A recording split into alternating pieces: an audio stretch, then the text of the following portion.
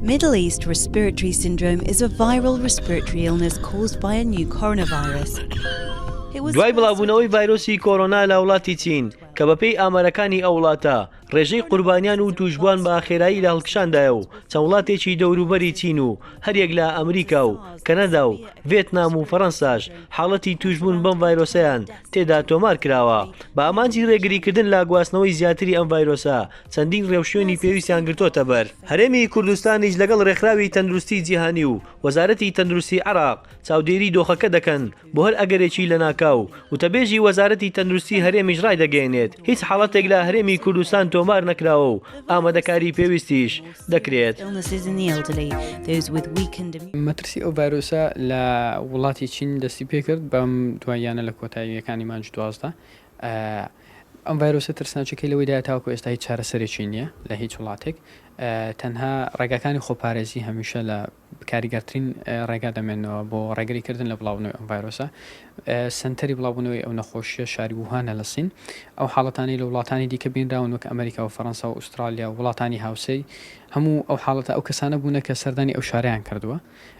لە ئێستا داهاتوچۆ بۆ ئەو شارە قەدەغە کراوە لە ناوە بۆ دەرەوە بۆ پێچەوانەوەش تەنانەت هاتوچۆی پاس و تەکسیش لەو شارە بۆ کۆنتڕۆلکردنی نەخۆشیەکە.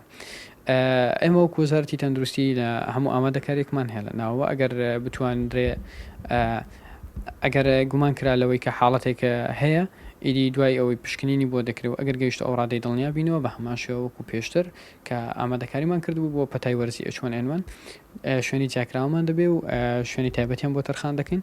بەڵام سوپاس بۆخوا تا ئێستا هیچ مەترسێک نییە هەم لەسەر ناوچەی ئێمە و لەسەر وڵاتانی دەوروبەریشمان. ڤایرۆسی کۆرۆنا نەخۆشێکی ڤایرۆسی توندە و تووشی کۆندامی هەناسەی مرۆڤ دەبێت. بەهۆی ئەوەی زانیاری لەسەر ئەم ڤایرۆسە نوێ سنووردارە لێپسراوانی تەندروستی هەرێم بە پێویستی دەزانن هاوڵاتیان پابەندی ڕێنمایەکانی وەزارەتی تەندروستی بن و لەو ماوەیەدا دوور بکەونەوە لە ئاژەڵە چێوی و ماڵیەکان هەروەها گەشت بە وڵاتانە نەکەن کە ڤایرۆسەکەیان تێدا بڵاو بۆتەوە. بەدڵنیایی بەڵێ تاوەکو ئێستا لە هەرێمی کوردستان حاڵەتی وانە تاوەکو ئێستا ئەو مەترسیەمان نییە و ئومێدی ئەوشمان هەیە کە پەتاکەش نەگاتە ئەو ئاستێکەوە مەترسی لەسەر هەموو وڵاتانی دنیا هەبێ. بەڵام ئێمە وەکو ئامادەکاری خۆمان کردووە و هاوڵاتیانیش هەم لەلایەک دڵنیایان دەکەینەوە لەوەی کە پابەندبوون بە هوشیاری تەندروستی و ڕێنماییەکانی خۆپارێزی کەسی دڵنیاییان دەداتێ بۆەوەی کە تووشی ئەو حاڵەتە نەبن بۆ بیرهێنانەوەشیان زوو دەستشتن بە ئاو سابوون دوورکەوتنەوە لە شوێنی قەرەباڵغ و داخرا و دوورکەوتنەوە لە کەسێک کە تووشی تاو کۆکە و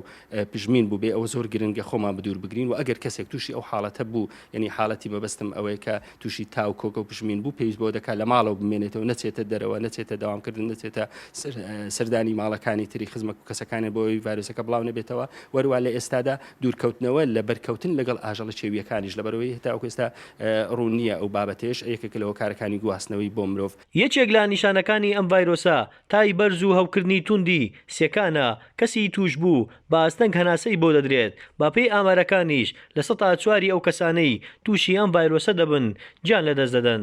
یەکێکیش لە مەترسیەکانی ئەم ڤایرۆسە خێرا بڵاوبوونەوەیەتی کە ئەمەش بۆتە مەترسی لەسەر تەندروستی هەموو جیهان. سەرباز محەممەد گەلی کوردستان هەولێر.